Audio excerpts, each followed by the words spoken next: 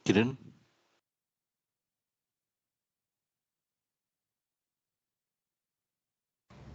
Yes, Sumant. you can Kiran, can you please share the record? KKR.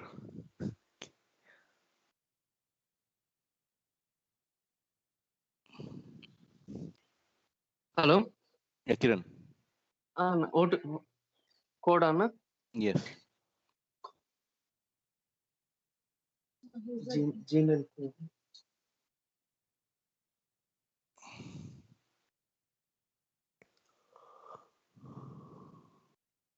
794 794. 1530.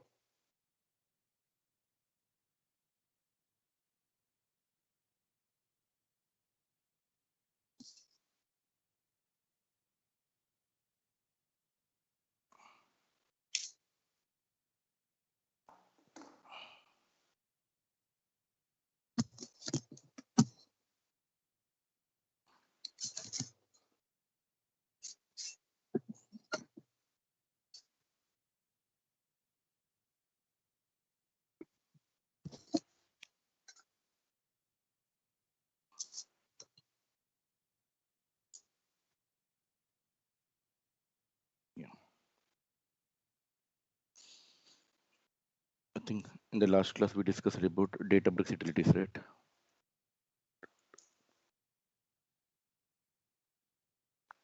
We discussed about widgets. We discussed about file system and notebook, right?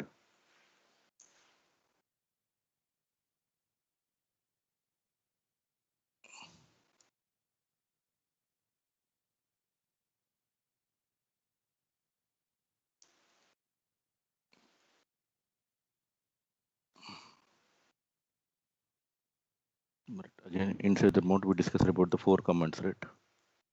Mount, mounts, unmount, refresh mounts, right? In the file system, we discussed about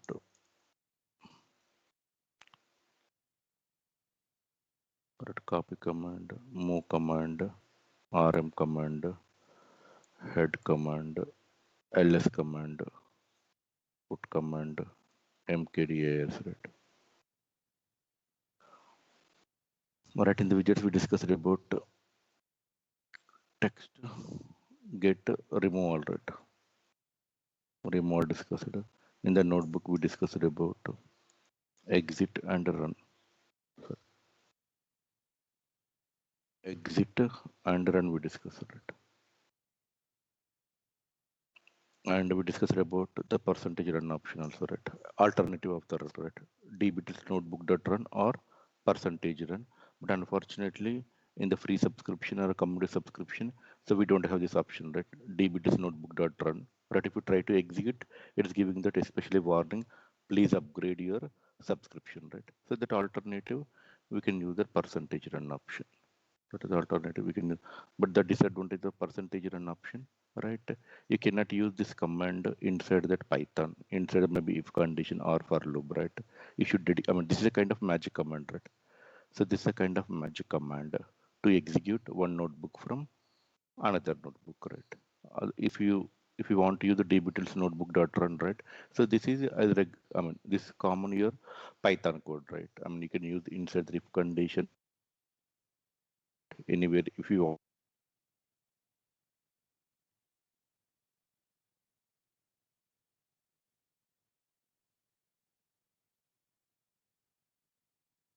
You want to use that percentage run, it's too much complicated, right? Too much complicated means within the cell it's not possible to use the percentage run. Otherwise we should think about some alternative solution. All right, the fourth one, the pending. All right,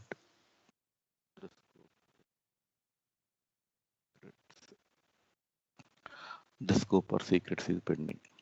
The scope or secrets are pending. Right, for example, if you observe in our mount point, right, in our mount point we discussed about some configuration file, right? Some configuration, right? Configuration. right? The configuration file is having some disadvantage means you're indirectly exposing your credential details in your notebook, so that is wrong, right? For example, if I want to set up that mount point, especially for ADLS or blob storage, ADLS or blob storage, for blob storage either account keys or SAS token we should provide, right? fs dot account key or fs dot sas we should provide, and you should provide the key information. But that's a kind of password, right? That's a kind of password. We should not reveal those sensitive information inside the notebooks. But maybe that activity is one-time activity. Still, we should not showcase that information into your notebook. But how can I hide those information in my notebook? All this still, this is one-time activity. Still, I want to hide that information, right? Still, I want to hide that information. I want to hide that information. What is the best way? What is the best way to hide your secrets information? Right? That is called your Azure Key Vault. Right? The same concept we had discussed, especially in that ADF while creating the linked service, right? While creating the linked services, if you want to hide your all environment details, right? Like your database name, username, password, right? Maybe connection string or the password details. If you both wants to hide, right? If you, because fortunately in that linked services, right, if you try to enter your password, everything is the information is hidden, right? That information is hidden, right? Not an easy to get the password, not an easy to see the password from the linked services.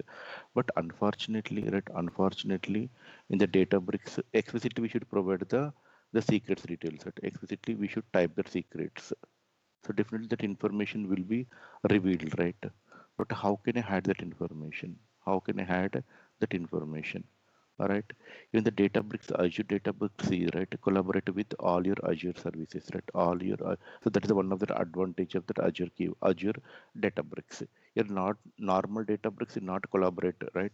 But normal Databricks or common Databricks can read the data from your blob storage, Gen 1, Azure SQL DB, Cosmos DB, DW, all the sources we can read the data. But coming into the password, right, coming into their configuration details, if you want to, I mean, if you want to provide your password details or your sensitive information, maybe you want to hide your all environment details, but how can I hide it? How can I hide? Then we should think about some complexity masking, right? Some complexity, some encryption or decryption.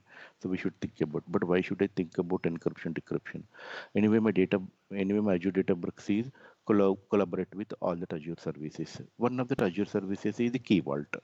If you're collaborating with all the services, right, your Azure Databricks should connect with your Key Vault, right? Your Azure Databricks should connect with the Key Vault to extract the data from your Azure Key Vault secrets. Azure Key Vault secret. If that option is available, right? If that option is available, then we can hide all that information, right? We can hide all that information. If I'm talking about that mount, right? That mount, we are using the client ID, right? The client key, right?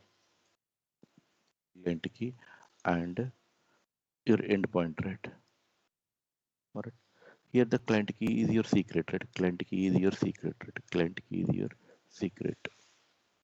All right. Endpoint means your HTTPS and the slash, the token information. So this is a kind of URL. This URL contains your especially application ID and the slash token. Correct. But what about the client ID? The client ID nothing but your application. Once we create that app registration, right, we'll get the especially your client ID. Right. Here the client ID endpoint not a sensitive information, not a sensitive information, but a client key is a sensitive information. Or in your project, right, if you want to hide all these three information, you don't want to showcase these three information into that notebook, right? Maybe that you want to maintain that proper special security, right? Proper security, you don't want to reveal this three information into that notebook, right? Happily we can maintain these three values into the Azure Key Vault, right? We'll log in, we'll open the Azure Key Vault. From that Key Vault, we'll create the secrets, right? We'll create the secrets, we'll provide that value to client ID, client key, endpoint. But the next activity, right, from your Databricks, you should connect with your Azure Key Vault. From that Key Vault, we should extract that information. Right? But how can I extract this information from that Key Vault? Right. The setting up, Databricks and Azure Key Vault is the step one. The second step, once that information is available in that Key Vault, right, Azure Key Vault, but how can I extract that information? That is called secrets, dbutils.secrets, dbutils.secrets. With the help of the dbutils.secrets, right, with the help of the dbutils.secrets, we can extract that information. We can extract that information from the Azure Key Vault, right? The fourth utility is called dbutils.secrets, dbutils.secrets, dbutils.secrets. Your method name. But executing the secrets, and before executing the secrets, we should create one scope. But where can I create that scope? So the scope is not Azure concept. The scope is not Azure concept. The scope is a Databricks concept. The scope is a Databricks concept. But where can I create my scope? Right? Where can I create my scope? Before creating the scope, right? Let me open my Azure Key Vault.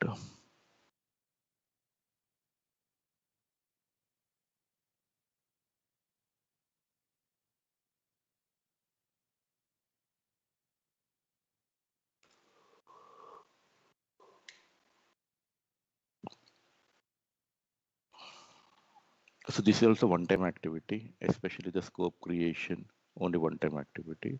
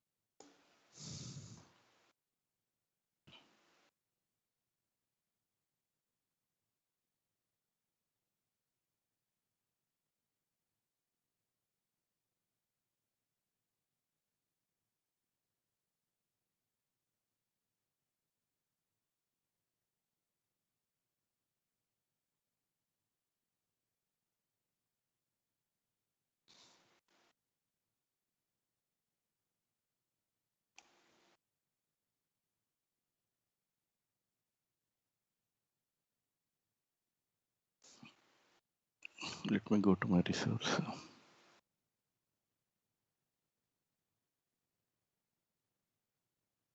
Here you can create your secrets, right? Here you can create your secrets. Where is my properties? Yeah. So this is your properties, right? See your key vault URI, the resource ID, subscription name, directory ID, directory name, right? But how can I create the scope? There is no scope concept, right? There is scope is not a especially Azure concept, but to extract that values from that Azure Key Vault, from that Azure Databricks, the step one we should create the scope. The step one we should create the scope. The second step, all right, you should maintain all this information into that Key Vault. With the help of the scope, we can extract your secrets. We can extract the create the secrets. But how can I create my scope? How can I create my scope? Right from this URL, just you can type secrets, slash create scope.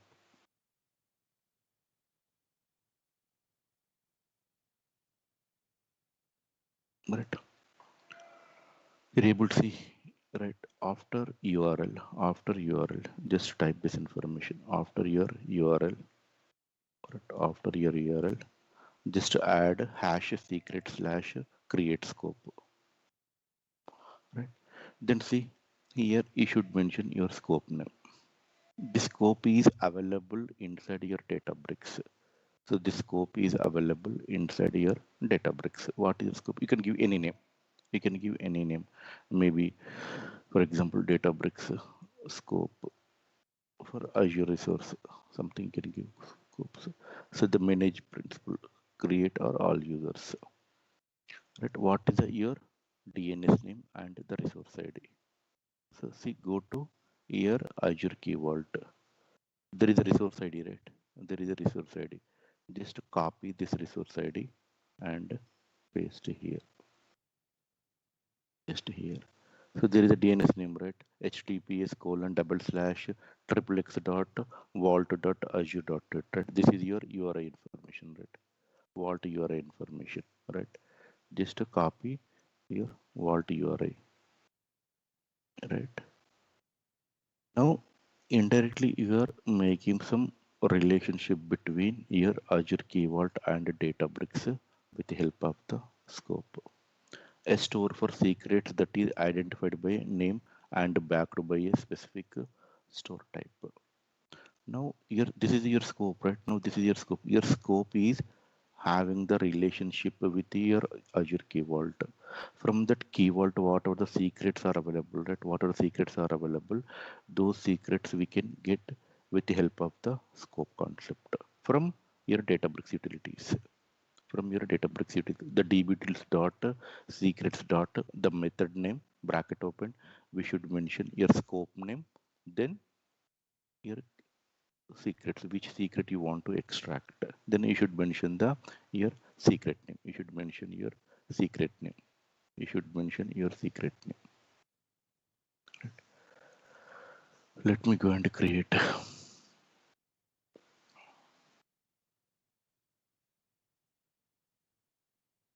the secret scope named DB scope has been added. Manage secrets in this scope in Azure Key Vault with manage principal equal to users.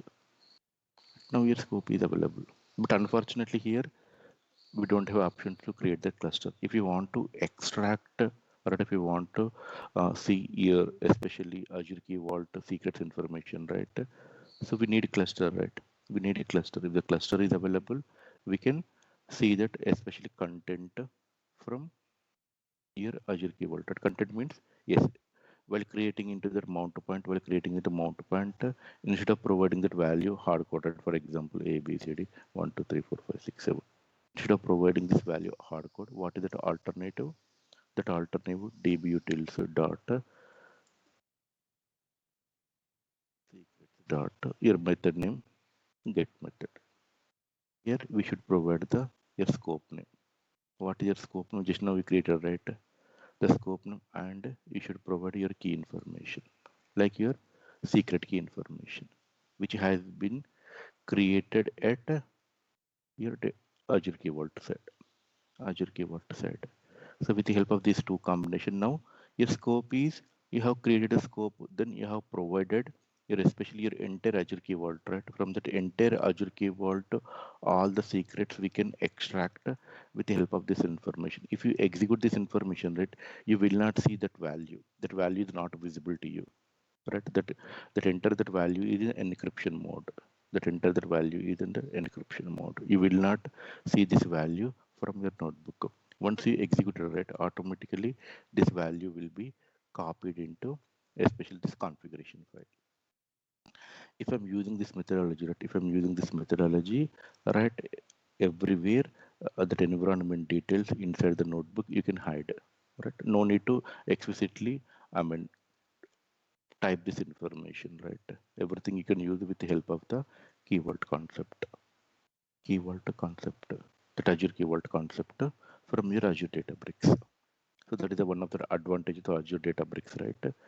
the secrets. I mean, the keyword concept, because your Azure Databricks is 100% collaborative with your all Azure services, right? One of the Azure services is the keyword, right? This 100% interview question, right? Interview, they will ask the question, okay, while creating that mount point, or while creating your JDBC URL for Azure SQL DB, are you providing that information, right? I mean, that password details. I mean, are you, I mean, providing this information in your notebook, or you're extracting the data from that key vault? That answer is from the key vault. We should not type this information manually. Right? We should not reveal that environment details or password details, especially in that notebook. That information should be invisible, not visible. Right? Your answer, right, will use the dbdetails dot secrets dot get, but they will ask the question, but how, I mean, how you create the secrets, how you create the scope first. The scope, right? The hash secrets slash create scope control. Once you provide your, I mean, especially the Databricks instance URL, right? This is, I mean, once you open that URL, right, you should type a hash secret slash create scope, right? Once you provide this information, once you provide this information, you will see the one page, right? It will open on a page. From that page, you should provide your scope name, your keyword URL, plus your resource ID, or your principals information, like, I mean, create or all users, right? Create or all users. If you provide that, only that create means only your user is having that full access. If you provide that all users means all that users can extract that information. This is moreover, this is a especially, I mean, admin responsibility, but still you'll get a question on how to create the scope. This is very, very important interview question. Okay, let me open my community Databricks. Clear, right? How to create the scope. It's only simple process, right? Once you open your Databricks URL, right? Then after your instance ID, just you can include hash secret slash create scope. Right? What, I mean, then it will open that page. You should provide your scope name. You can give any name, right? You can give any name, but I mean, while extracting that information from the Azure Key Vault, the scope name is mandatory. Explicitly, we should provide the your scope. Right? Let me open my community Databricks.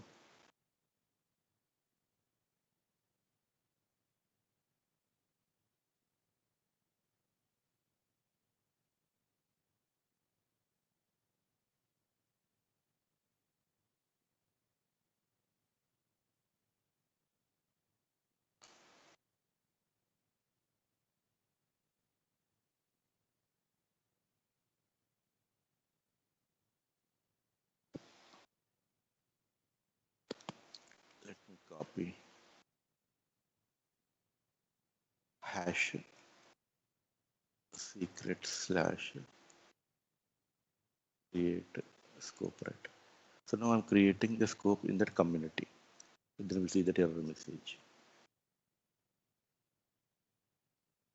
Right? What is the scope name? Community Azure keyword.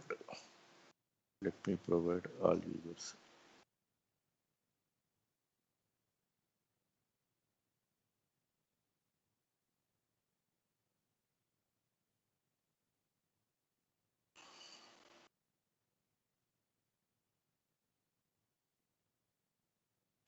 Resource ID.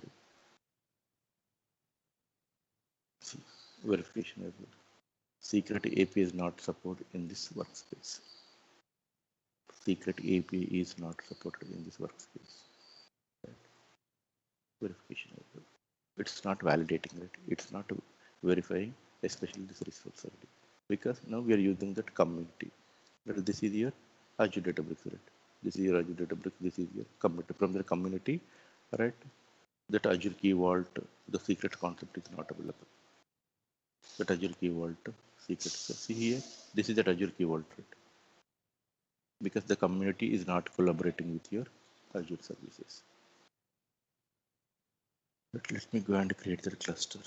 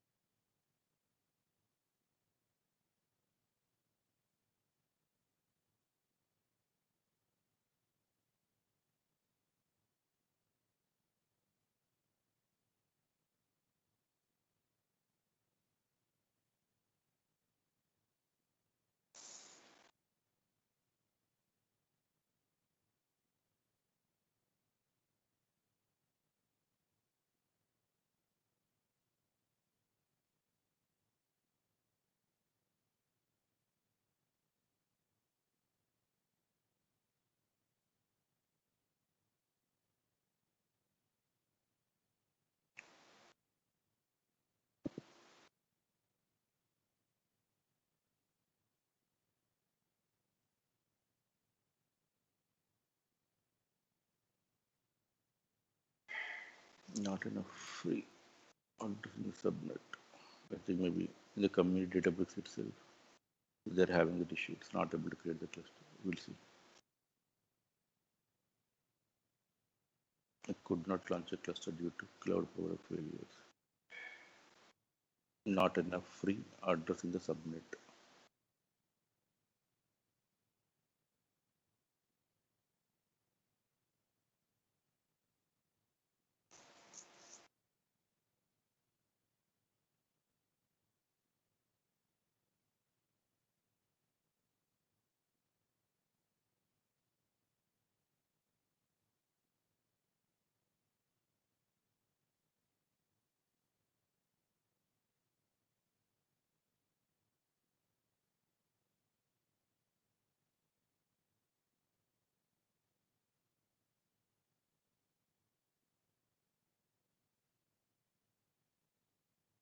So this cluster is created automatically.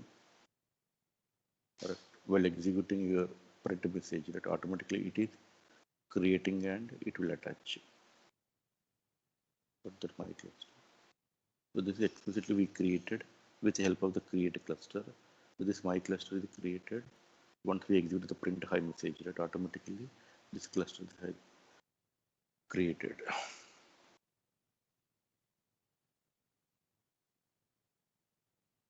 I think we don't have enough resource.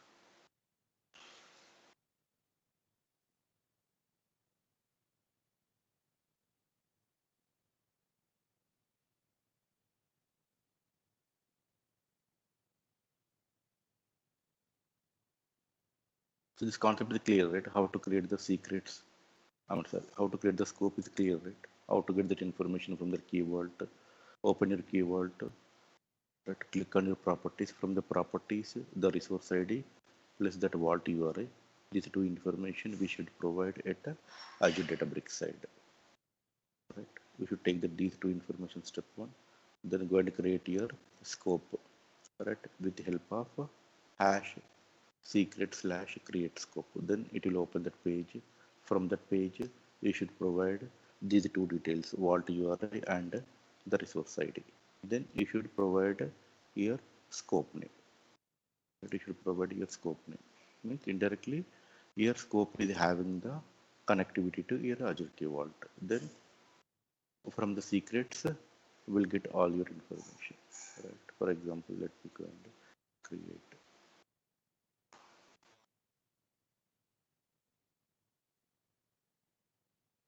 ADLS.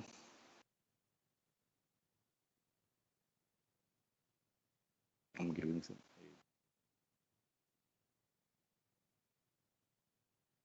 Let me go and create. Now we should use this is as a secret key, right? dbds dot secrets dot get your scope name comma your ADLS secret. Your ADLS secret. If you provide that ADLS secret, right? If you provide a ADLS secret,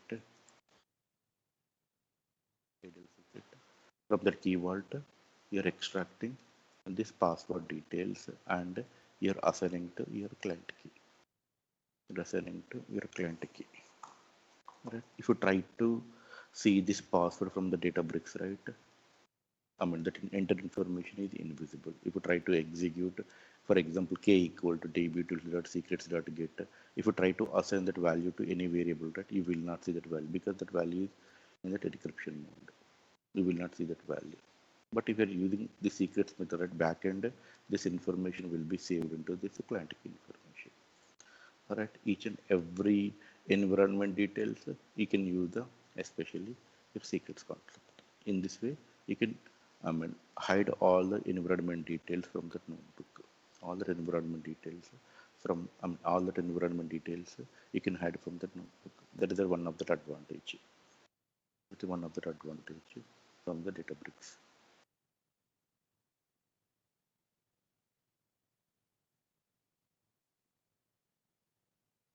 Could not launch cluster due to cloud provider failures.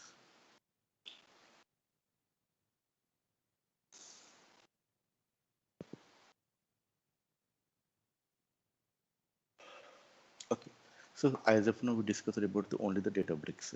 So from the Databricks, we discussed about only these four types of utilities, right? But with the help of these four types of utilities, are we doing any data processing? Are we reading the data from the CSV? Are we performing the transformation?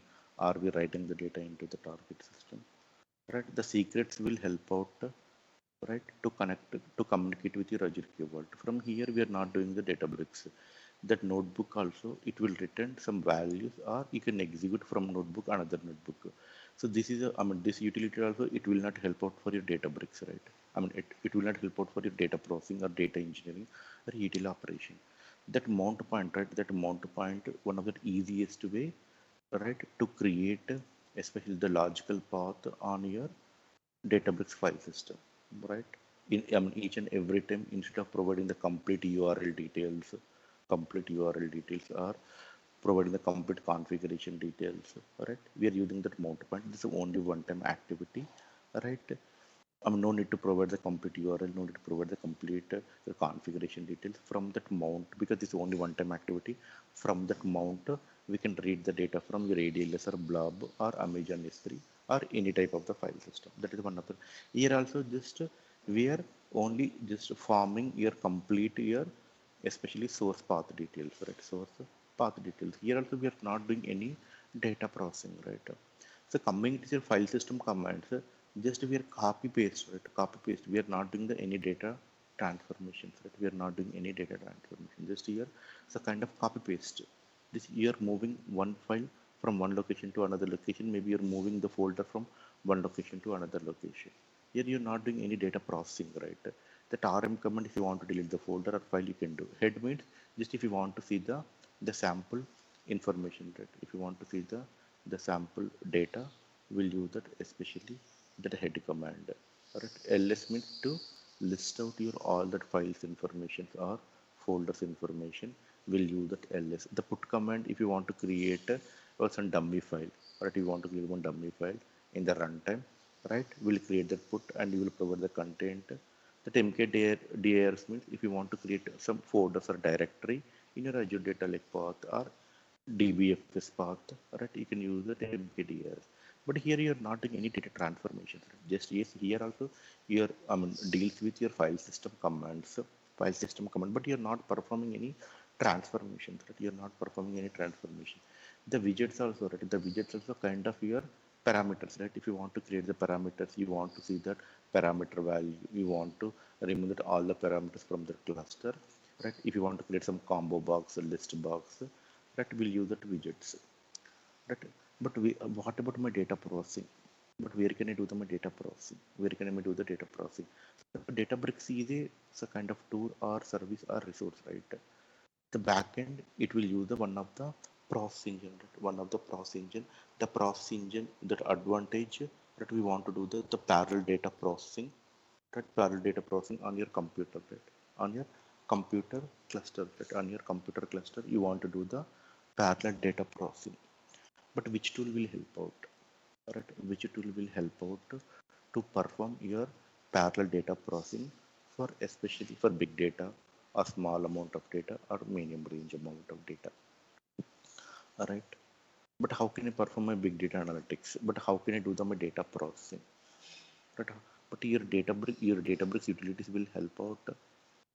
Your Databricks utilities having that much of flexibility to perform your data processing, all right, for your big data analytics. But these utilities, right? These utilities are especially designed into the Databricks, right? Each and every utility is having their own functionality. But here, I'm not doing the data processing. I'm not doing the data transformation. That other operations we are performing to support your data processing, to support your ETL operation, all right? One of that operation, the notebook.run, is if you want to maintain the dependency, maybe your dimension tables and facts. Your dimensions are always independent, facts are dependent, right? Post successful completion of the dimensions, I want to execute my fact. If I want to achieve the dependency, instead of writing the enter the code into the one notebook, let me create the two notebooks, dimension separate, fact separate. While executing my fact, I will call out my dimensions, right? That mount also it will help out to your ETL processing, right? Instead of providing the complete URL. So these four utilities will support on your data processing, but it will not do the data processing, right? So these are the additional features to support your data engineering work or to support your ETL instruction, right? ETL instructions, right? But where can I do my data processing, right? Right, which tool will help out to perform my data processing? Right, what is your ultimately goal? You want to perform your distributed or parallel data processing, right?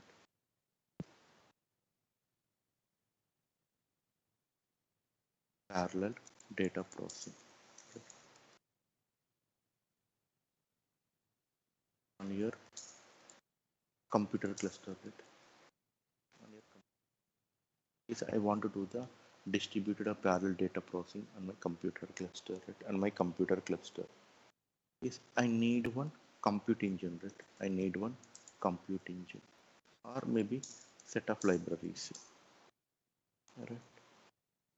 But I need one compute engine with some set of rich libraries, right? With set of rich libraries.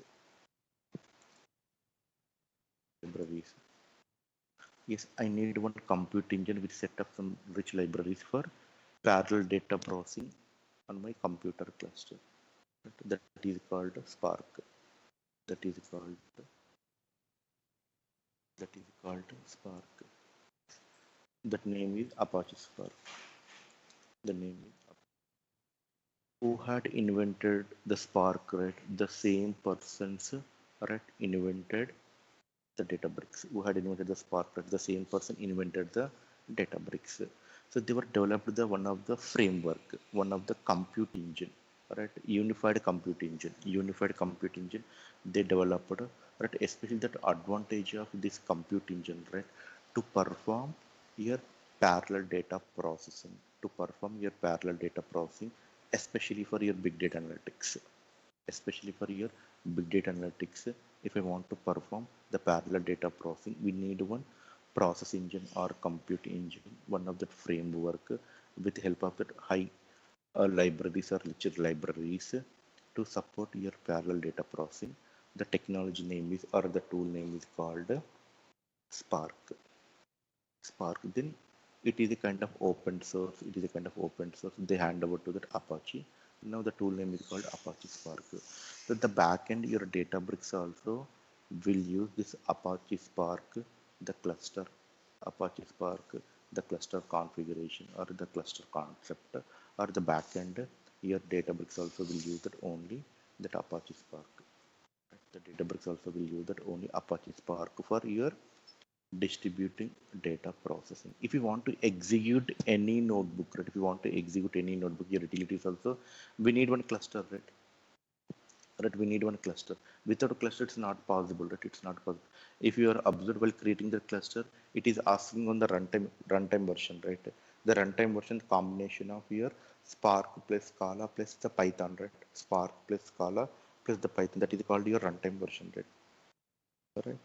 Means indirectly you're using your Spark only. Indirectly you're using the Spark inside your cluster. Means your cluster, if you want to create the cluster, you want to provide the some runtime version. The latest 8.x, right? 8.x runtime version. The runtime is a combination of your Spark plus Scala and the Python programming, right? And whether the Python programming language you can select either to second version or third version, right? Second version or third version. You have to define it because your runtime is a combination of these three tools. One of the tools is Spark, Scala programming, and Python programming. But here I am talking about with a set of rich libraries, right?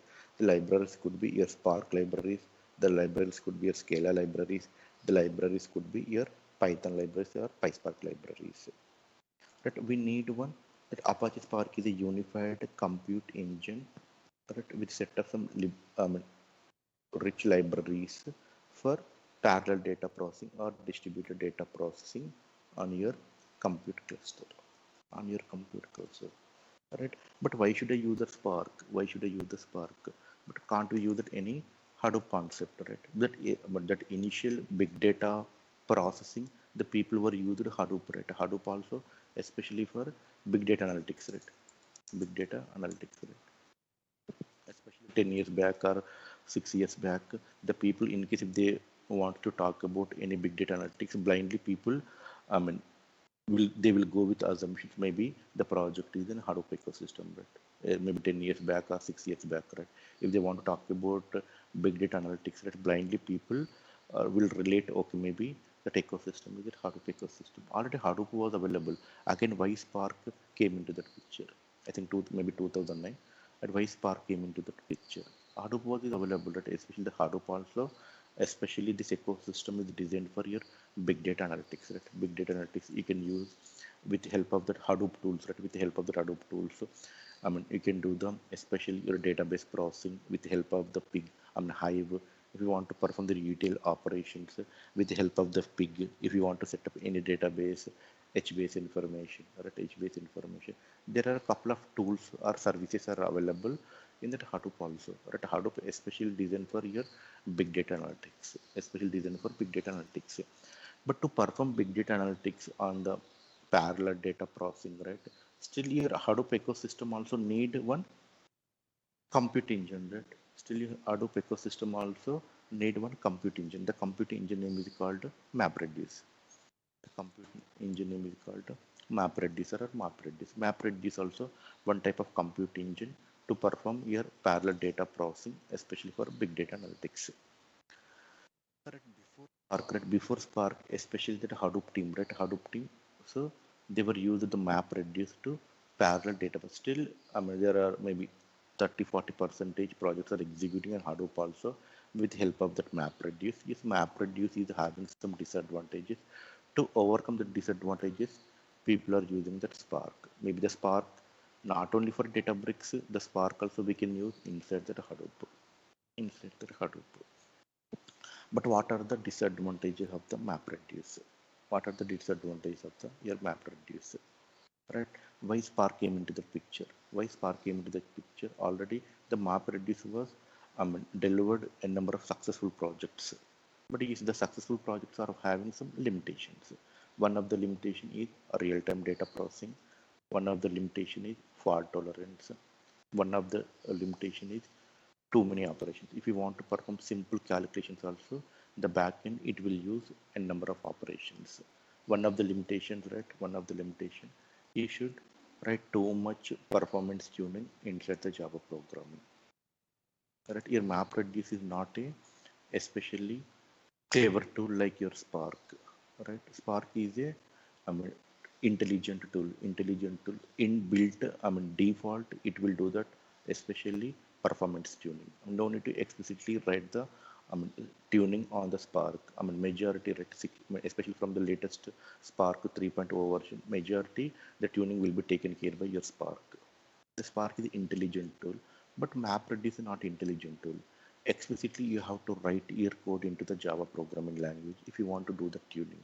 If you want to read the data from that x.file system, the file is contains huge amount of data. The file is contains huge amount of data, maybe close to some 10 GB or 15 GB. Correct?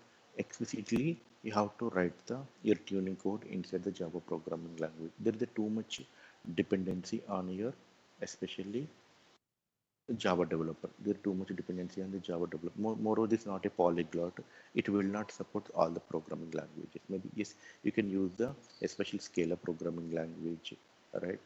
Or but majority people will prefer the Java only, especially on the MapReduce, not Scala programming. The Spark point of view, the default programming language is the Scala, but the MapReduce Hadoop point of view, right? There is a too much dependency on the Java developer. The Java developer should understand the MapReduce framework, but how to tune that code, right? How to tune your, especially your compute engine or your process engine, right? They will come up with some Java programming. Moreover, this MapReduce, right? It will not support real time, not 100% real time data, not 100% real time data. Majority, it will do that only the batch processing, but still, yes, big data analytics. Big data analytics, yes, in the back end, you can store the data into the Hadoop file system, like your ADLS, right? Like your ADLS in the Hadoop ecosystem, still you can use that HDFS. Still you can use the Hadoop file system also. From that Hadoop file system, you can connect with your the backend. You can use the your compute engine. If you want to improve your performance, you can use the Java.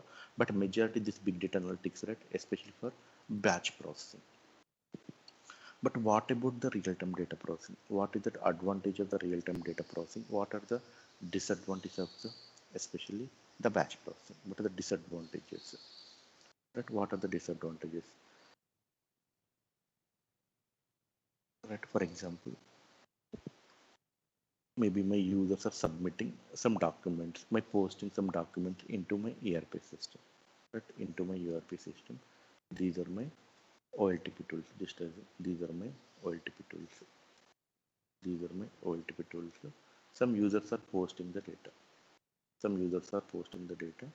Right? This is my from maybe the current day. Right? This is my day one. Right? This is my day one. This is my date. This is my day three information. This is my day. Users are posting the document. Right? Users are posting the document here.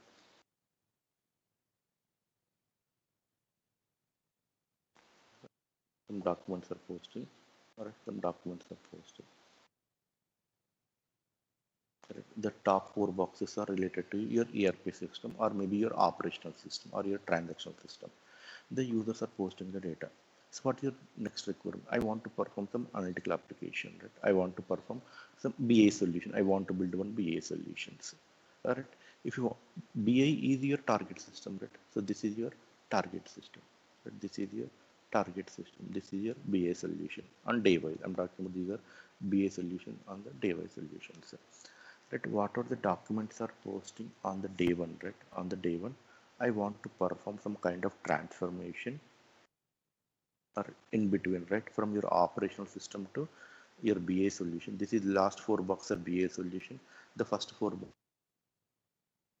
transaction system or your operational system. So what are the postings happen in my operational system or transaction system? But before writing the data, before building the my BA solution, in between, I want to perform the some kind of transformations. I want to perform some kind of transformation. Right? I want to perform some kind of transformations. So this is your transformation layer. So this transformation layer you're using with the help of some ETL tools, right? With the help of some ETL tools or some BA tools you're using. Right? Some ETL tools, right? You will use some ETL tools or some XYZ tools to do the data processing from operational systems to your BA solutions. Your BA solutions. But immediately you will not connect with your day one system to your BA solution because that is a traditional approach. That is a traditional approach. But your traditional system, right, is having that bandwidth. Yes, if he is having that bandwidth, will your traditional system will process the data, will perform the transformation within minute, within 5 minutes, right? In case if you are connecting to your operational system or your transaction system from that ETL, is there any impact on your transaction system, right? So what is the best way? But your systems are deals with a huge amount of data, deals with a huge amount of data. If I am connecting on the same time to my OLTP systems with the help of that ETL, will I encounter any performance issues on my transaction system? If I'm encountering any performance on my transaction system, right, definitely I should not connect. So the first four boxes are very critical to operate your business, right? The last four boxes are especially for analytics to take proper decisions, right? To take proper decisions in case the last four boxes, right? If the system is not available at least 1 or 2 days, there is no major impact on your business. But the first four boxes, if it is not available, I mean the first box is not available, right? Especially world system is not available, definitely your business is offline, right? And that your business is in the shutdown mode, right? But the first box, I mean that OLTP at any cost is very very important. But to extract the data from your OLTP, extract that oil from that OLTP, it should not impact at your OLTP box, right? No, I don't want to connect with my OLTP box, especially in the running mode, right? Running the mode. That's why I will check with my business. So what is it? Offline hours, right? I want to take some time from that business. So what is the offline hours, especially from this, especially on this time, I'm having the very low level business. Maybe the generating the data, right? Posting the data, very minimal, right? Then they had given the some time that please extract your data, please extract your data after 10 p.m. BUTC or CET or IST. After 10 p.m., right after 10 p.m., please extract the data from your transaction system, right? Your transaction system. So this is also your day one, day two, right? This is also the same day, right? This is also your day two. Okay, after 10 p.m. After 10 p.m. means after 10 o'clock, where users will able to see the data from this VA solution. For them also, especially offline hours, right? Offline hours. But what is the usage of this time? Right? What are the documents are posted from your OLTP system or a transaction system or a operational system, right? Offline business hours, please extract the data. Then perform your BA suite, right? Apply your BA suite, implement your complete BA solutions. But how much time it will take? Will it take 2 hours? Will it take 3 hours? Or will it take 4 hours? So what is the complexity? Just think about the complexity, end-to-end processing. I'm talking about end-to-end processing. Maybe it will take some 4 to 6 hours. 4 to 6 hours maybe every day they want to do the latest 2 months data refresh maybe, right? Some changes happened for last 2 months data, means your system also should allow the changes, right? That's why it's taking the 4 to 6 hours. I have to read the data. On top of it, we have to perform some complex transformation, then I have to write the data to my target system. On top of it, I want to build my semantic layer. On top of it, I want to build my model, the star schema, snowflake schema. Then finally, I want to deliver my reports, that is in the form of the cube or standard reports. This entire process, the entire process will take 4 to 6 hours. If you start at 10 p.m., right? If there is no issues, right? There is no issue. Maybe by 2 o'clock or 3 o'clock or 4 o'clock, right? Your reports will be available to your end users. That is also too early morning, right? So they will log in maybe after 9 a.m. or 8 a.m. right? At that time, the data should be available to that end users, right? That end user, the data should be available. Based on the data, they will take the decision. But the day one data, right? The day one data, now users, right? Users are viewing at day two, right? Because the posting happens on the day one. Immediately we are not extracting, right? Immediately we are not extracting because my tool is having the limitation. Maybe my systems are also having the limitations. Maybe my tool is not having the right, flexibility, all right, or maybe connector to read the data from any URLs or web API applications or REST API applications. Maybe this is I'm using the traditional approach. Maybe your tool is not having the right REST API calls to extract the data from your OLTP system. Whatever the posting happened at day one, but your end users are able to see the data at day two, right? So there is a lag 1 day, right? There is a lag 1 day. The complete the day one information, right? You're able to see on the day two, right? You have to inform to your end users. Don't compare with the current day data in BI solution because there is a 1 day lag. If you are viewing the data, if you want to compare with your ERP system versus your BI solution, always your ERP system's current date minus one. Current date minus one. Then only you can compare your source systems versus your BI solutions. Right? Otherwise, you need to come up with some time. For example, after 11 o'clock, some post happened at your source side, but users will not see those postings in your BI solution because the cutoff time is 10 p.m. UTC because you are giving information to your end users till only the 10 p.m. After 10 p.m., right, what are the posting happen at source, right? You will not see the data, right? Your SAP, your especially OLAP system or BA solution equivalent to OLTP minus 1 till 10 p.m., right? Till 10 p.m. But you should, provide the proper cutoff time. At what time you are extracting the data, so that is your cutoff time. That is your cutoff time because you are extracting the data from your source, right? Maybe that ingestion will take 30 minutes or 1 hour, right? 30 minutes. During that ingestion, whatever the posting is happened, those records will turn into your target system. If the record is not turning into your target system means maybe those records you will see into the next day, correct? Still, from the day one, you're not 100% extracting the data to your OLAP system. Still, there is a lag, right? Maybe your data is not 100% not intact with your OLAP system. Your delta value plus data wise also, right? The same day two system data you will see in the day three. Day three system data you will see in the day four and so on. So this entire process name is called batch processing. This entire process name is called batch processing. Right? In case in your batch processing also, you can implement your delta extraction twice or thrice. But twice or thrice, you're extracting from only SAP, from your ERP or end-to-end model refresh or only ingestion. Right? Depends on your requirement.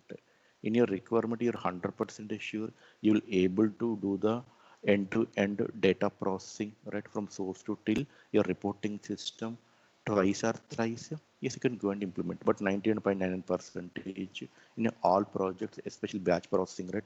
Batch processing, ingestion, yes, ingestion, they may implement multiple times, right? Maybe three times batches, three times delta extractions, four times. Depends on the project. Depends on the project, right? But that cube refresh, the semantic refresh, the reporting refresh, 99.9 percentage, they will do that only once. Especially in the batch processing. In the batch processing, maximum they will do that only once.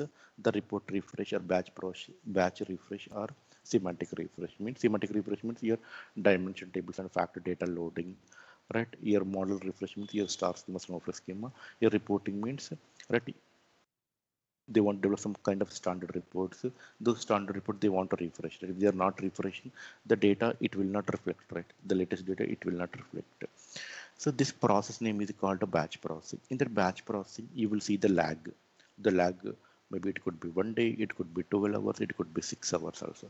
Depends on your project design. But 99.99 percentage that lag, I'm talking about into report. I'm not talking about my ingester layer. I'm not talking about my database. I'm talking about into the report. Into the report, maximum the lag are at 1 day. The lag, it could be 1 day. That what are the documents are posted on the day one, the documents you will see in the next day day two. So this is called a batch processing. Even in Hadoop system also, right? In the Hadoop system, right? Why people are turned to Hadoop system? Yes, they want to deal with a huge amount of data. They don't want to end up with any space issues. That's why 10 years back, people were preferred, especially Hadoop for big data analytics. But big data analytics also still they were implemented into that batch processing only, batch processing. But huge amount of data, that huge amount of data, I mean, to especially improvise the performance, the speed up the performance, people were preferred, especially the map reduce concept, because that ecosystem was Hadoop. The ecosystem was Hadoop before 2009. That before 2009, the ecosystem was Hadoop. That especially the compute engine or processing engine, the framework was MapReduce. Right, the disadvantage of MapReduce, right? Only we can do the batch processing, and majority we can do the batch processing, right? Plus, right, in case we want to improve the performance, you should come up with the proper Java programming, right? You should develop your tuning in the especially Java means MapReduce separate team, your data processing is a separate team, right? Your data processing separate team, MapReduce is separate. Again, you should connect with your MapReduce team. You should explain, okay, this is my data is available, and so on. So block, we encounter these performance issues. Then they will think about how to improvise your framework, because MapReduce is not a intelligent tool. Right? Explicitly, you have to come up with the proper tuning concept. Right? This is called batch processing. The disadvantage of the batch processing, right? The disadvantage of batch processing, you will not perform the real-time analytics, right? Here you're performing the batch analytics, right? You're performing the batch analytics. Batch-wise, you're performing that analytics. But what about my real-time analytics? Right, this is a especially old approach. I don't want to go with the batch processing. Whatever the documents were created at your first box, immediately I want to see in my BA solution, day one, or my real-time analytics application. Immediate, maybe immediate means maybe 1 hour gap, or 10 minutes, or 5 minutes, or 3 minutes, or worst case 1 minute. Depends on your tool, depends on your tool bandwidth. Right, what are the posting happen that immediately I want to see the data into that my target system. That I want to implement the batch processing, plus I want to implement the data, that I want to implement the analytics, right, especially for real-time data also. Both I want to do that my OLTP system from the batch processing. Also, what are the web applications I'm using, right? That web applications are generating the data each and every minute. My sensors also generating the data each and every minute. Right? My IoT device also generating the data each and every minute or each and every seconds. Right, those data points also, right, on top of it I'm not performing any analytics, right, on top of it I'm not performing that analytics, but I want to do the analytics on my sensors, I want to do the analytics on my factory machines or devices, I want to do the analytics on my event hubs, IoT hubs, my Facebook or Twitter, or my web application. Yes, I'm developing one web application like Amazon, right? Especially that online shopping, I want to see that analytics immediately, right? But your tool should send the data in the real-time manner, right? In the real-time manner, your tool should send. But your OLTP system, if it is having that flexibility to send the data in the real time, plus your tool also should have that bandwidth or flexibility to read the data from your REST API calls or your real-time devices. If your tool is not having that option, then there is no way to read the data from your real-time analytics. Right? In case your tool is having that option, your tool is having that option to read the data from your real-time analytics, right? Read the data from your real-time analytics. Then you will not see the lag rate. You will not see the lag rate. You will not see the lag.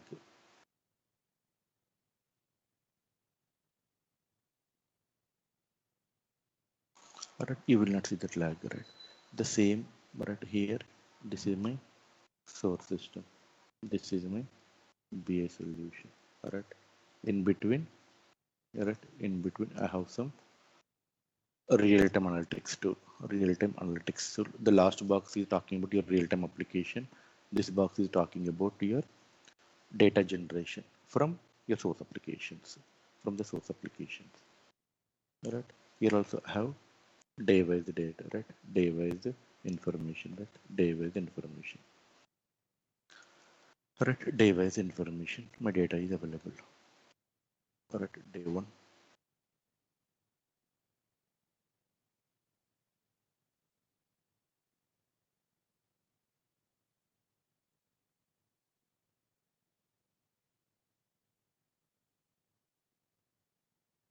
Right?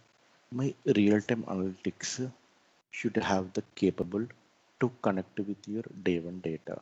Right? What are the postings happen? Right? Immediately, I should extract the data. Right? Immediately, I should extract the data into my day one machine. All right? In my day one system. Into my day one system. All right? The day one data I can view on the same data on the same day. The day two postings, right, I can see on the same day too, right? The day three, right, on the day three, the day four, and so on. Right here, you will not see the day, you will not see that lag. Maybe 100 percentage your data is not equivalent to your source system. Maybe 1 second or 1 minute or 5 minutes or maybe 15 minutes. So depends on your I mean, depends on your tool bandwidth are tool capable, right? Maybe yes, your posting happened at 10:45, right? Maybe at the same 10:45 you may not see the data. Maybe 10:50 you may see the data, right? Maybe 5 minutes lag or maybe 46. But depends on your transformation, right? In case if you're not performing the transformation, you're not performing the transformation, just you want to right? Because these are your online tools, right? These are your online web application tools. So immediately I'm not performing that analytics, right? Immediately I'm not performing that analytics. I want to use one dedicated analytics tool for my real-time application, right? That is my online tools, my web applications, right? Web API applications, right? What are the my sensors are generating the data? Immediately I'm not building any my reporting system, right? But I want to build them a reporting system. I don't want to perform that any transformation. Just I want to send the data from my source to my target system. On top of it, I want to build them my reporting. On top of it, I want to build them a reporting system. Right? Maybe the model also I want to build it my report side. Right? So it depends on your technology. Right? Depends on the technology. Your technology if is having the capability, right? Then you can do the real-time data processing, especially in the real-time data processing, right? Especially in the real-time data processing, you will not see the lag. You will not see that lag may be maximum, right? Maybe 1 second or 1 minute. Depends on your tool. If your tool is intelligent, your tool is doing the right replication within the seconds, right? Within the seconds, maybe the lag could be 1 second. Maybe your tool is having the limitation, maybe 1 minute, maybe 1 minute or maybe 2 minutes or maximum 5 minutes. If your client is agreed, okay, maximum we can wait for 5 minutes. Okay, we are agreed to see the data, especially five on the 5 minutes log basis, right? Yes, maybe your lag could be 5 minutes. 30 minutes means 30 minutes means maybe near real time data. 15 minutes also maybe near real time data refresh, right? Depends on your technology, depends on your transformation. If you're not performing the transformation, if you're not performing the transformation, just you're only doing the data ingestion. What are your sensors? Facebook, Twitter are generating the data. Immediately you want to send the data to your reporting system with the help of some intermediate ETL tools or intermediate some streaming tools, or maybe the structured APIs, right? Structured APIs, you can do the data processing and you can send the data to your final presentation layer, right? Final presentation layer. Then here your log could be 5 minutes because you're performing some additional modeling, right? The model will take 5 minutes. Maybe you want to do some kind of data sets refresh, right? To do the data refresh in the live mode, maybe it will take some 1 minute, right? Then you should explain to your business there is no way to see the exact data from source to target. Maybe the lag could be 1 minute or 5 minutes, but still you're able to see the data within the day. So this is called a real-time data processing, right? Especially Spark will support the real-time data processing. Spark is having the right APIs to read the data from your, especially event hubs, read the data from your any structured APIs also. Spark is having the especially connectors to read the data from your sensors, to read the data from your Facebook or Twitter or any REST API calls also. REST API calls. But here your tool is not having that bandwidth. If your tool is having that bandwidth also, you're not able to send the data within the current day one. Not 100% a real-time data. Maybe partial real-time data is possible in your traditional ETL tools also, but depends on the tool. Right? Depends on it. Maybe few tools, right? Partially it will support real-time data processing. Partially, not 100 percentage, but here you should think about 100%. Big data analytics means not only huge amount of data, right? Each and every second I have the data, right? Each and every second I have that option to generate the data. The data should be involved into the analytics. That is called big data analytics, right? If the data is available in the 1 petabytes data, 5 petabytes data, that is not called big data analytics, right? Maybe the size wise you're talking about the big data, but in the real definition, that is not called big data analytics. Big data analytics means yes, my organization, right? My organization is having the especially option to generate my data each and every second, right? My organization is using n number of applications. Those n number of applications are generating each and every second. That each and every second data I want to send to my target system. On top of it, I want to perform that analytics. That is called big data analytics, right? Right. The big data analytics is a combination of batch processing plus a real-time data processing. Batch processing, real-time. that is only called big data analytics. If you're performing the batch processing, if you're talking about the huge amount of data, only size wise you're talking about, but not definition wise, not definition wise. That big data analytics means, right, you have the options to generate the data each and every second you have that option to generate the data, the data you want to involve some analytics, that is called big data analytics. Yes, to perform that big data analytics, right, people will prefer the Spark, right, people will prefer the Spark, right. Yes, Hadoop also, it will perform the big data analytics, it will perform the big data analytics, right, with the help of the Spark, with help of the Spark. MapReduce is a Hadoop component, but Spark is not a Hadoop component. Spark is a Hadoop, not a Hadoop component. But Spark is a, Spark can execute any ecosystem. Like you have executed a Spark in the Databricks. You're using the Spark in that AWS. You're using the Spark in that Google. You're using the Spark in your Windows operating systems also. Anywhere you can use the Spark. It is open source. All right, the Spark is a intelligent tool. All right, on top of it, on Hadoop, on top of it, you can use the Spark to perform your parallel data processing for batch as well as data, for batch as well as the real-time data processing. Even from that Hadoop, you can use MapReduce and you can use the Spark. You can use the both processing. For example, already the project is in place. Already project is in place. They're happy with that project. They're happy with that project. Maybe that project was for big data, right? Big data, right? A huge amount of data they're processing. Moreover, there is a batch processing. They're happy with that solution. Right? From the solution, they are not encountered any issues. Right? They're not. Maybe yes, the system is having some minor issue. Still, they're okay to um, keep those minor issues, right? Not major, only very small 1 to 5 percentage performance issues. They're okay with that issue, okay with that performance, because they're able to deliver that special reports or the data within the agreed SLA. Right? The system is in place almost more than 5 to 6 years. Still, they're okay with the MapReduce, right? But alternative, right? Few projects are they're not okay, right? They're not able to deliver the reports within the SLA, right? They're encountering too many performance issues, more than 30% or 40%. They're able to perform the 100% big data analytics. Maybe partial they're performed, but still they were encountered the performance issues.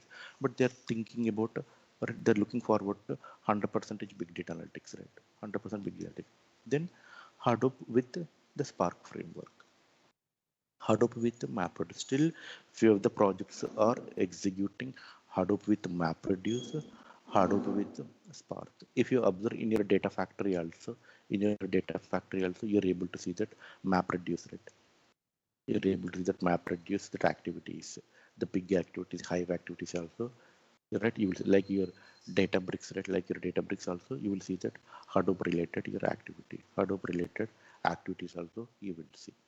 Means maybe you may get opportunity to work on Hadoop. Depends on the project. Maybe they will provide the training on Hadoop related tools, right? Because maybe they are expecting from you the Spark knowledge, how to create the data from, how to create the RDD, how to perform that ETL instructions or ETL processing with the help of the Spark. You may get opportunity on Hadoop also. Right? Hadoop means they're writing the data to Hadoop distributed file system. Right? Maybe they're using that ADF for orchestration, or maybe they're using that ADF as a scheduler. Maybe they're using that especially Azure services, but maybe they're writing the data to Hadoop file system. Maybe they're using it only Hadoop ecosystems. I mean Hadoop components. Right? But still they may use especially ADF to ingest the data, right? To ingest the data from that Azure system or blob system, right? They want to write the data to Hadoop distributed file system with help of the Spark. Then you will use the core Spark code, not your Databricks code. Not your here you're not using the Databricks. Here you're not using the Databricks. Maybe you're using the Spark ecosystem. You're using the Spark core Spark ecosystem. Maybe the command and interface, right? The command interface. You will use the Spark ecosystem, or maybe you will use the Hadoop related tools, right, to perform your data processing in that Azure. Maybe the target is the Hadoop file system. But to perform the data ingestion, right, to perform the data ingestion, they want to use the ADF. To want, especially there is a company Brilio, you may get calls from the Brilio, but their main requirement, right, main requirement, they want to use their Hadoop ecosystem, not ADLS, but they will expect more on from you ADF as well as the Spark knowledge. Correct. Maybe they will provide the training on that Hadoop related like Pig or Hive or HBase HBase or Flume. There are some couple of tools are available, especially in the Hadoop, to perform a real-time data processing or to perform batch processing, to perform the batch processing, to perform ETL, right? ETL operations, to perform any database operations, right? People will use only Hadoop ecosystem tools. But why they are using that Azure, right? They want to use that ADF to do the data ingestion. But on top of it, they want to perform the data processing in that Hadoop ecosystem. All right. Clear, right? Any doubts?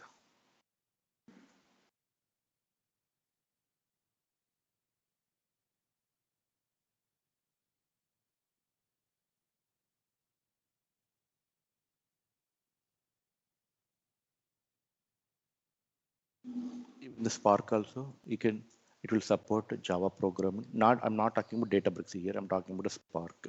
Even the Spark also, that is the Spark support multiple programming language. One of the language, I mean, multiple programming language means you can write your code into the Java, right? With the Spark APIs, you can execute via with the help of the Java programming, right?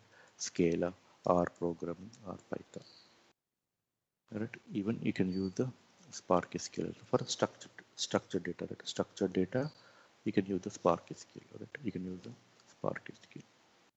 The Spark supports multiple programming language.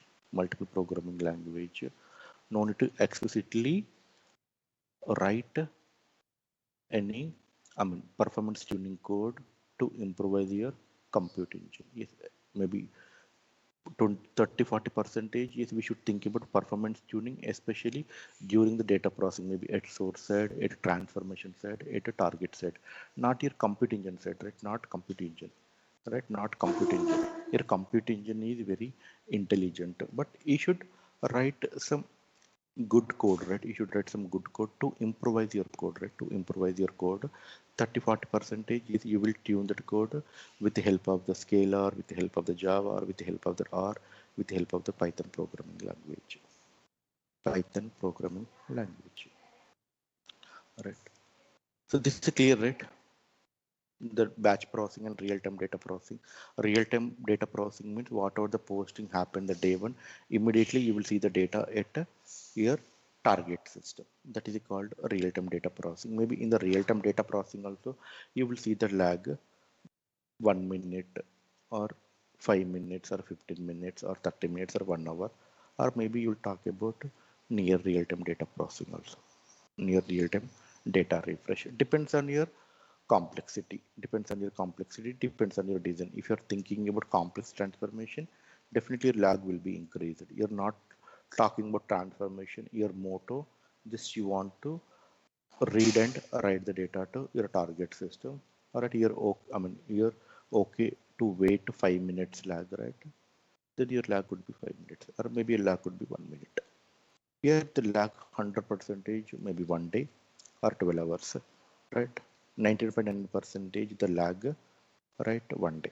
I'm talking about only reporting system. I'm not talking about in between the databases. The databases, right?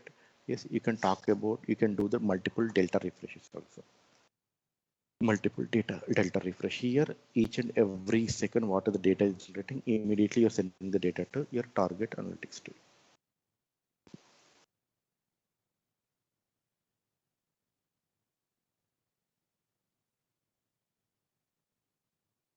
Right, so this is called a real-time data processing.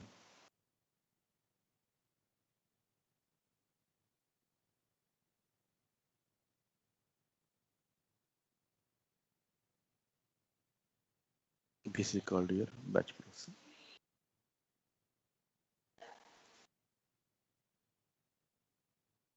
Here the lag could be,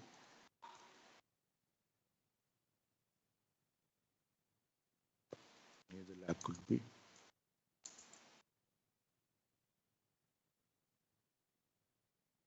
right? Minutes or hours, right? Your lag could be minutes or hours, depends on your transformations. Maybe 1 minute, maybe 5 minutes, maybe 1 hour, depends on your transformations. Maybe you want to do the real-time analytics, right?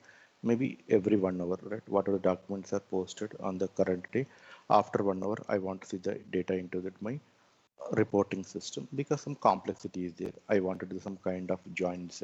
I want to generate some new columns, right? I want to involve some KPI calculations. To perform those KPI calculations, that entire process will take the maximum 1 hour, maybe 40 minutes, right? Just we are giving the 20 minutes buffer time or 30 minutes buffer time, right? The lag would be one hour. No, I'm not performing transformation. Immediately you're sending the data to your reporting system. Right? Maybe your lag would be 5 minutes. So the second is real-time data processing. The first one is the batch processing. Your Spark supports both batch processing and real-time data processing. One of the advantage of the Spark is the structured streaming also possible, or you can read the data from your REST API calls, or you can read the data from your Kafka streaming, right? I mean, your real-time tools. You can read the data from your Kafka streaming. Kafka streaming is also one of the real-time tool, real-time data processing tool. With the help of the Kafka streaming also, you can perform your real-time data holding. From the Spark also, you can connect with your Kafka streaming and you can read the data. You can send the data to your target system. Maybe you can send the data to your Cosmos DB also. Depends on your source system. Maybe your data is available in the JSON or at semi-structured data, or at not in the structured semi-structured data, or you want to send the data to Cosmos DB, or you can send, or maybe you're receiving the data from the semi-structured or at nest, I mean JSON data, or if you want to convert into the structured, yes, with the help of the especially Spark APIs functions, you can convert the JSON data to the structured format. Structure means rows and columns, right? JSON means it is a combination of your key value pair, right? It is a key value pair, like dictionary. It is like dictionary. JSON, right, it is similar to your dictionary, right? But it is a semi-structured data, not 100% structured data, semi-structured data, all right? But you can convert into the structured, or if it is a complex semi-structured data, then it will take too much time to convert into the your structured. Mean it will spend some time, right, to convert your semi-structured data proper structured to send the data to your reporting system. Your database is having that bandwidth to read the data from your JSON data or semi-structured data. On top of it, you can use your database, especially JSON functions, to convert semi-structure to structure, right? To perform these activities, again, it is time-consuming process, right? Because your ultimately your goal, you want to convert the data to your structure, right? Ultimately, people will convert the data into only the structure, 99.9 percentage, right? Ultimately, their final goal only the structure, because structure is availability to all the users, right?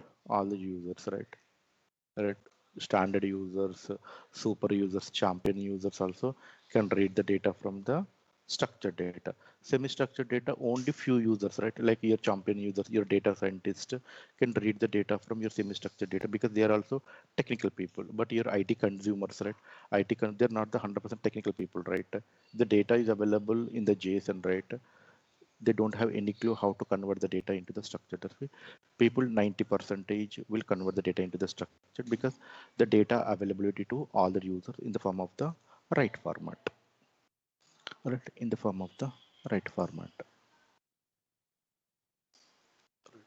Any doubts?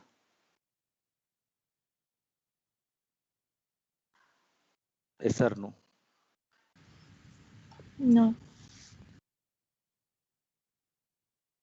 But this 100% interview question, they will ask, could you please explain how the data will process, especially on the batch processing and real time? So they will ask about what about your lag. Right, what about your lag? Okay, if you're talking about the real-time data processing, so what about your lag? If the lag is 1 hour, all right. So is it agreed between the business and your team? If they agreed lag 1 hour, yes, we should deliver the reports within that 1 hour. Right. They will ask if you're talking about the real-time data processing, right?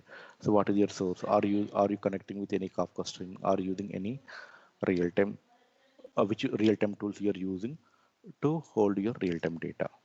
Right, because especially fortunately in the Azure, we have the stream analytics tool. 90% people will prefer the stream analytics, but yes, we have some limitations. We have the limitation in the stream analytics, but if you want to overcome the limitations, right, people will prefer the Spark. Right, people will prefer the Spark or PySpark, anything Spark or PySpark or Databricks. In the back end, we are using the Spark or PySpark only. Right, if you want, if you are expecting 100 percentage, right, real-time analytics, right, people will prefer that either PySpark, Spark, or depends. Yes, your inputs are IoT devices, your inputs are event hubs, maybe your inputs are blob also, right? Your inputs are blob also. Your inputs are blob also, right? That people may prefer the stream analytics.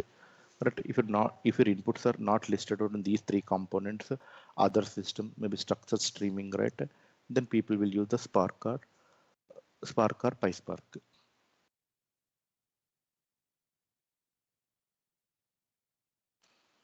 But your Hadoop is not support 100 percentage real-time data processing. Maybe it will support the partial.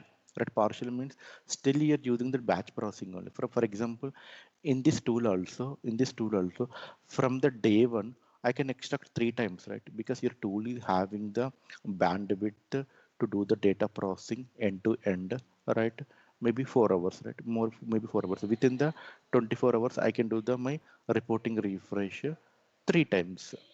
I'm okay to do the refresh, right? I'm okay to do the refresh. Still, you will do the partial data processing, partial real-time data processing, not 100%. Maybe here lag could be 4 hours or 6 hours, right? Here the lag could be 4 hours or 6 hours. That is called near real-time data processing, right? Near real-time data processing. Maybe your tool is having that limitation, right? Only that partial data processing, partial real time, not 100 percentage, right? But here 100 percentage you have the capable to do the data processing from your real time analytics, right? From real time analytics, right? Then we'll talk about one use case. Then we'll see that disadvantage of the map reduce, not disadvantage, but it will take more, it will take more operation to do the data processing, whereas in the Spark it will not take more operations like your map reduce. For example, right, I'm doing the data processing, for example. So this is my data input file size, right? This is my input file size. This is my input file. For example, I'm reading the data from this abc.txt. This abc.txt. This abc.txt, right, contains some countries information. Some countries information. This file contains some countries information or some fruits information. Right. It contains some countries or some fruits information. Right. So this is a unstructured data, not a structured data. This is a unstructured data. Like you have some apple.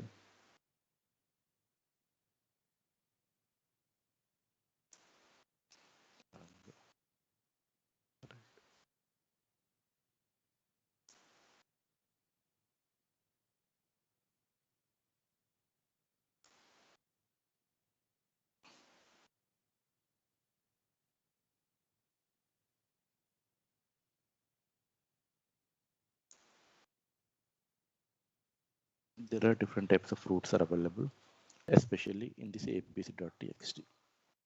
In this abc.txt, maybe the file, right? The file could be some 256 KB or more than, right? 256 KB. So this is a file size, or it could be maybe more than GBs also. Right? This is your input data. This is your input data. What is your final requirement? Your final requirement, right? Your final requirement, you want to count, you want to count how many apples are there, how many bananas are there, how many mangoes are there. That is your requirement. That is your one of the KPI calculation. From this input file, I want to count it. I want to count how many apples are there. For example, maybe 65 apples. Okay, mango, maybe 40 mangoes in that file.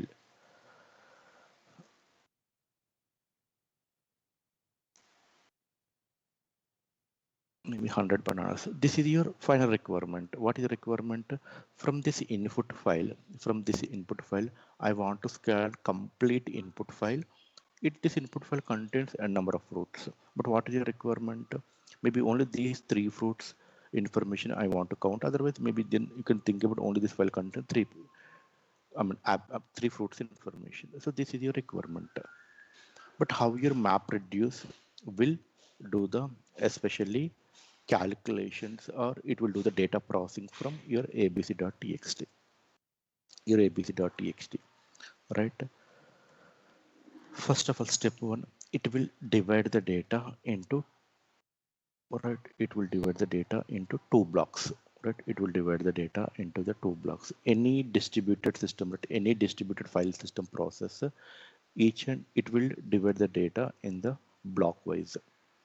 Now it is a 256 KB, right? Just imagine, right? Just you can think about here each block, right? Here each block, right? Here each block. This is the block one, right? Each block it is a 128 KB. So 128 KB. But this is also second block, right? This is also second block, 128 KB. Right, because it should do the data processing the distributed manner, right? If you want to do the distributed, like kind of your round robin partitioning, right? You, if you're in general database point of view or any technology point of view, round robin partition, the single input data, it will split into the multiple partitions, right? Each and every partitions, it will do the data processing, then it will combine the data, it will send the data to your target system, right? You are aware about the round robin partition, right? The single input split into the multiple process. Each and every process will execute independently. Once all the operations are executed, then it will consolidate and it will send the data to your target system. The same concept is available in your Hadoop system or any distributed processing system. It will follow the same architecture. The same. Right here, right? If I want to do the distributed processing, if I want to do the parallel data processing, right? The data should be splitted into the multiple blocks in your process engine. In your process engine, right? The first, right? This entire 256 KB divided into two blocks, B1 and B2. The B1 contains some X amount of data. That X amount of data contains fruits information. The B2 contains some Y amount of data. That Y amount, it contains all the fruits information. Right? All the fruits information. Right, like here.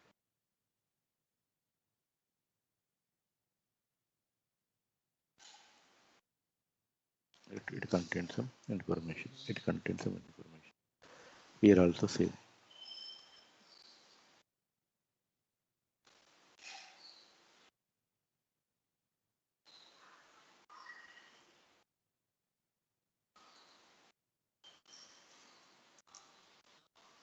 And it contains the same information. Contains also same information. So what is the next requirement? The step one, your process engine or back in your compute engine, right? It will read the data, right? It will read the data from 256 KB file and it will divide the data into the two blocks. The block nothing but one type of one partition. One block nothing but a one partition.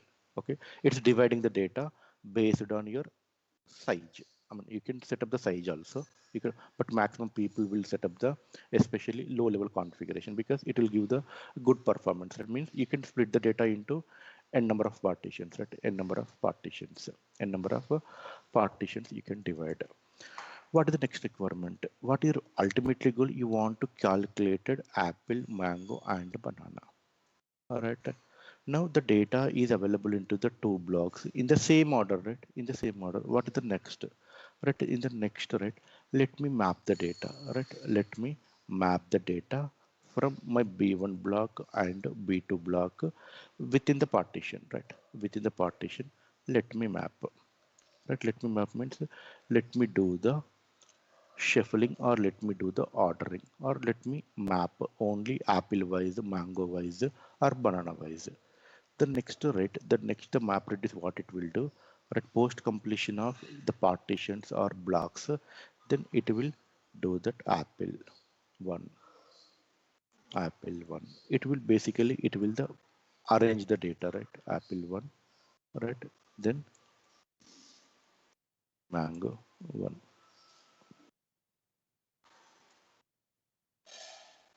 banana one. Like it will give the one specific number, right? It will give that default one number to all the fruits, right?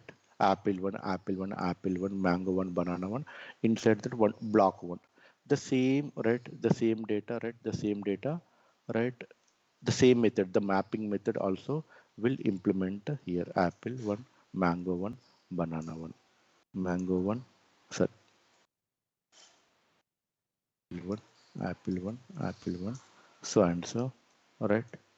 Mango one, mango one, mango one, banana one, banana one, banana one. So basically, it will do the shuffling. It will do the sorting plus shuffling within the block, within the block. But from this block, still I'm not able to get the 65. From this block also, I'm not able to get the 65, right? Then have to consolidate these two partitions into single partitions, right? Right? Single partitions, right? Single partition. Then only it is possible to get the my final count. Here, this methodology is called, right? Here, this methodology is called sorting plus string, right? It is called mapping. Maybe the second box or third box both are pointing to the map. But internal, it will sort the data, right? It will shuffle the data, right? It will shuffle the data apple wise, mango wise, banana wise. It will shuffle the data, right? It will shuffle the data. What is the next requirement? What is the next requirement? From this block one, I'm not able to get the 65. From this block two, I'm not able to get the 65. If I'm combining the both, if I'm combining the both, then only I will get that the 65. Then only I will get the 65. If you want to combine the data, right? If you want to combine the data again, we should do the shuffling between block 1 and block 2, right? Then I want to convert the data into that only one block, right? Now the data is available inside that only one block. There is no block 1, block 2. From the block 1, block 2, I'm extracting the data. Here also I'm doing the sorting. Here I'm doing the shuffling because I want to put the data into the proper order, right? I want to put the data into that proper order. Means enter my apple 1, right? Here enter apple's information from block 1, right? Block 2, this is my banana information, this is my mango information, this is my mango information. Now the data is available into that only the single block, right? The data is available in the in memory. I'm talking about in memory. Now that initial data processing, right? In data processing, I want to divide the data into multiple blocks, but the final, I'm not sending the data to individual to my final destination, right? My final destination is a computer data, right? My final destination is a computer data, right? My final destination is a computer data, right? My final destination is a computer data. Now have the data A1, A1, A1, A1, B1, B1, sorry, not B2, B1, B1, like M1, M1, the data, right? So what is the next requirement? The next requirement here again, I want to perform the computing, means apple wise count, banana wise count, mango wise count. Now the data is available only the single place, right? Now the data, otherwise you can perform logics here, but the map reduce, it will not do the logics here. Map reduce, it will take the data from all the blocks.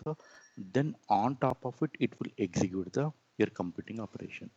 From especially the last but one box, that last but one box, it will do that apple count, it will do the banana count, it will do that mango count. Then it will submit the data to your destination. This is your final layer, right? Once you're calculated, you will display the data apple count, mango count, right? Banana count, banana count. Here, this operation is called combining, right? This operation is called combining, right? Combining or consolidating. This is called reduce. This is called reduce. Right? This entire, if you want to implement this logic into that Hadoop, right, map reduce, right? This is called mapping. This is called reducing because you're reducing, right? You're reducing your all the blocks into one block. Your all operations, right, into one operation. You're reducing. From here, you're doing the counting, right? Here you're doing the count. The last but one and before one both are equivalent to your reduce operations. Here also it will perform the sorting because Here also it will do the shuffling also. That is internal process again. That is an internal process, right? But why it is taking the too much time? Because your MapReduce is not that much of clever tool, right? Not that much of intelligent tool. It is taking that information. Default it is giving that apple one, apple one, apple one, apple one, apple one, apple one. Then here it is taking the some kind of count operation, right? It is taking the some kind of count operations on individual fruits. Then it is submitting the data to your target operations. But here that combining will take more time, right? Then I should again sort, again I should do the shuffling, right? Again I should do the shuffling, right? Still I need to keep on search, right? Keep on search, right? Keep on search. A1, A1, A1, A1, A1, A1. Now that A1 is not available, then B1, B1, B1, B1, M1, M1, M1, M1. Then on top of it, fruit wise, I want to perform my calculations.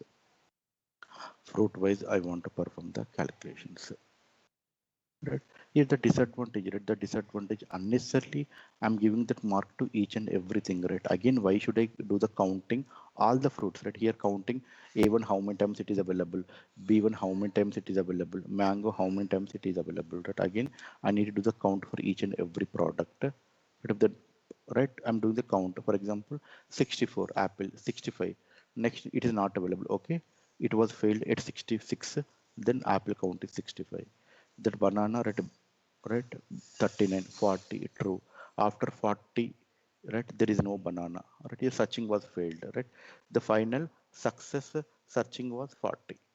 The banana same 100, right? It will do the processing, the especially in the map reduce, right? It will do the processing like with the help of the map and with the help of the reduce, with the help of that map and with the help of the reduce.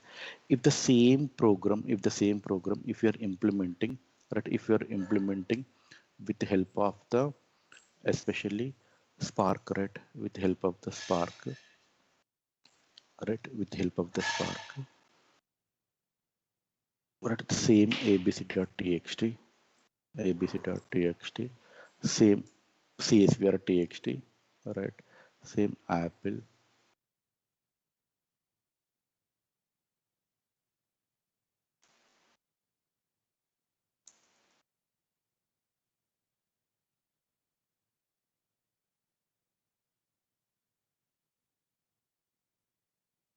right.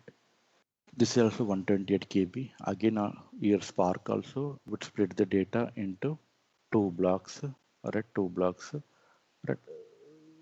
The default block is 128 kb. Just you can imagine the default block is 128 kb.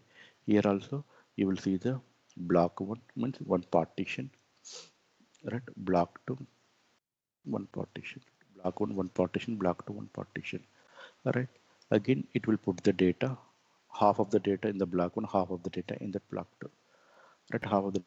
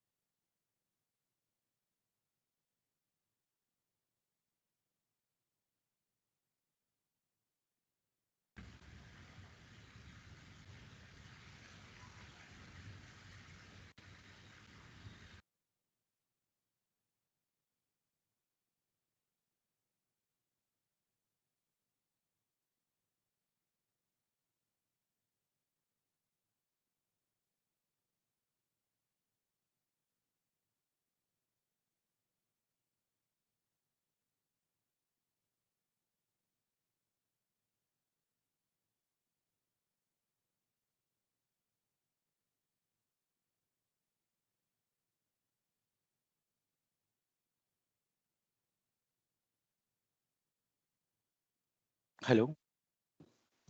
Yeah, sorry, there was a network disconnectivity. Okay, you're able to see my screen, right?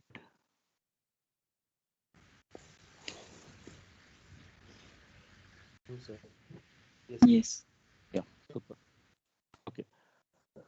Again, the same process. Again, it will divide the data into the two blocks, block one, block two, because the default setting, like the default setting is 128 KB. I mean, you can especially, I mean, increase your blocks also, but coming to the best practices, best performance, always we should think about low configuration. The 128 KB is the more sufficient. Okay, now the data is available in especially these two blocks.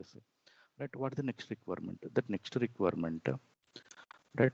Why should I give the hard code for each and every apple one, apple one, apple one, right? Apple one and apple, right? Let me sort the data, right? Let me sort the data, all right? Let me sort the data from B1 and B2, right? Let me sort the data from that B1 B2 based on your fruit, based on your fruit. Let me sort the data from your B1 and B2 based on your especially fruit name. Maybe here also you can, if you want, you can create the two blocks also. I mean internally. Right? Depends on your transformation. Depends on your transformation. Just think about maybe in your transformation you're applying the sorting, maybe individual blocks, right? Right? Maybe you're executing the sort mechanism based on your narrow transformation, wide transformation. It will take our one partitions or more than one partition. Maybe in this example also you can consider, right, here everything you're, right, putting apple, right, here you're not giving one information, right, here that mango, or here banana, right, all that information you're making proper sorting. That next, right, in the next box, in the next box, right, in the next box, what is the requirement? My requirement, right, I want to do the shuffling between two blocks. While doing the shuffling, right, while doing the shuffling, I want to give them my proper value, right? Apple 1, apple 2, apple 3, apple 4, apple 65. The same mango 1, mango 2, mango 3, right, mango 40. The banana 1, banana 2, banana 3, banana 100. Right. While doing the shuffling between these two products, right, let me implement the some clever algorithm. That algorithm will, while doing the shuffling, while performing the sorting, while picking the information, right, while searching this data, right, it will give the proper increase index number. Now you have that apple to 65, 40 and 60. This information will save into the my block file, or maybe in my process engine. This 40 information I will save, this 100 information I will save. Right, this 100 information is there. Right, finally I will generate my statistics on this entire calculations. Now your information is 65, right? Here I will see that apple is the 65. Apple is a 65 information, banana is 100 information, mango is a 40 information. All right. If you observe here, you're performing that more additional operations. Right. Here you're performing the more additional operations. All right. You're performing that more additional operation. Here we don't. I mean, the second or fourth we can combine into the single box. Just for your understanding, I'm putting into the two boxes because Spark is a more correct, more intelligent tool. Is having that more APIs. But is having that more APIs. With the help of their APIs, with the help of their transformations, right? Wide transformations or narrow transformation, with the help of their transformation. What is our requirement? For this requirement, shall I split the data into the multiple multiple partitions, right? Shall I use the proper shuffling or sorting? If I'm using the more shuffling, definitely there is a major impact on my performance. But how can I limited my shuffling? But how can I get this final value? How can I save this final value? Right, which function will help out to get the 65? Which function will help out to get 40? Which transformation or action will help out this 100? But here you can minimize your n number of lines of that code, n number of lines of the code. But here that especially map at this, right, you should follow this concept. First you should mapping, then you should think about reduce. These two are separate steps. These two are separate steps. Maybe in between you have to use the sorting, shuffling, combining methodology. But in the Spark, each and all the steps we can implement within the one box, or if it required, we can use that one transformation. Because you can write your own logic, but your map reduce at any cost we should follow the map step, then only a reduce step. But here everything you can write with the help of that one box. Right, the same logic, maybe the table logic, for example, it is a huge amount of data. Maybe, right, your Hadoop took 15 minutes, right, 15 minutes, right, you will get that, I mean, quality output, but the processing time, right, the processing time maybe took 15 minutes, maybe in the Spark, right, 100 times faster than your MapReduce, 100 times faster than your MapReduce, because your Spark is the intelligent tool. No need to follow the predefined algorithm. It will follow their own algorithms.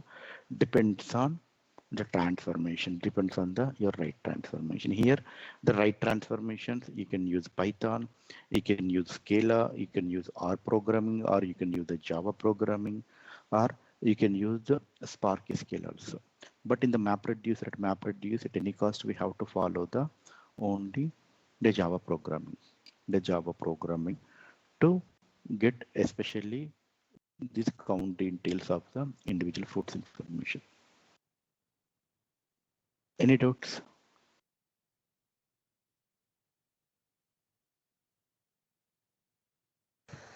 No, no.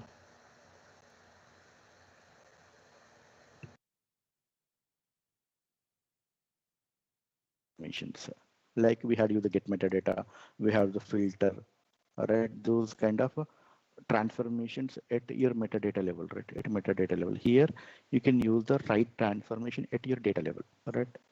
Right transformation at your data level.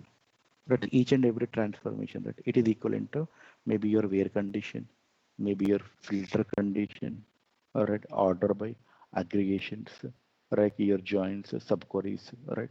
These are the kind of transformations, right? These are the kind of transformation. Maybe your null functions, your NVL, NVL2, maybe your coalesce functions, right, your replace functions, your regular expressions. These are the kind of your transformations you have to apply on your data. Right? These kind of calculations are not available in ADF. Right? ADF, right, without data flow, it is a kind of extraction loading. Right? If you want to perform the transformations, we'll use the core Spark. Any doubts?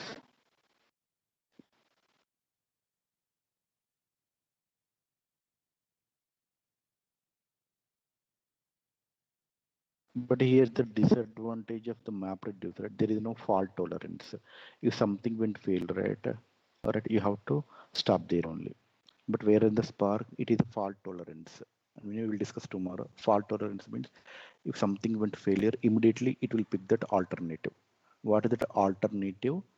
Especially the core system, right? What is that alternative to do the data processing from this block, right? So we have that option. I mean, the replication factors, the based on the replication factor, right? If you want to take that backup from multiple systems or single system. But Hadoop always only single system. But Spark based on the replication factor. If it is the two means the single block, right? The single block divide the data into the two systems. One system down, automatically it will take the it will take the data processing from the second system. That advantage is available in Spark. Advantage available in the Spark. It is a fault tolerance. It is a lazy evaluation. We'll discuss in detail tomorrow. Okay, any doubts? Because MapReduce at maximum it will support only batch processing, not real time, 100% only the partial. But Spark it will support 100% batch processing, 100% real time data processing.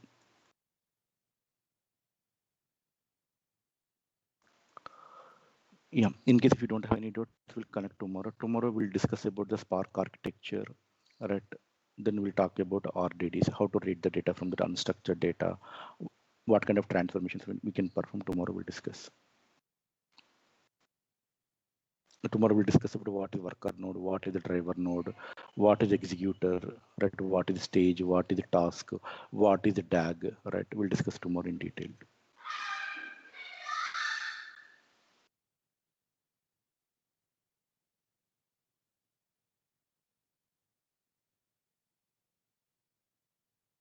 Okay, in case if you do, you're clear, the secrets are very, very important. So the theory, okay, just you can understand, but the secrets are very, very, very important. But unfortunately, we are not creating that cluster. I think maybe the community side only having that issue. Not, it's getting failed from the, it's a community side, not from our end. The community side only, we don't have the sufficient submits. Okay, maybe the community side, it was in offline, I think. The subnets are in offline. Okay, we'll discuss tomorrow in detail about the Spark architecture RDDs. Okay, thanks everyone.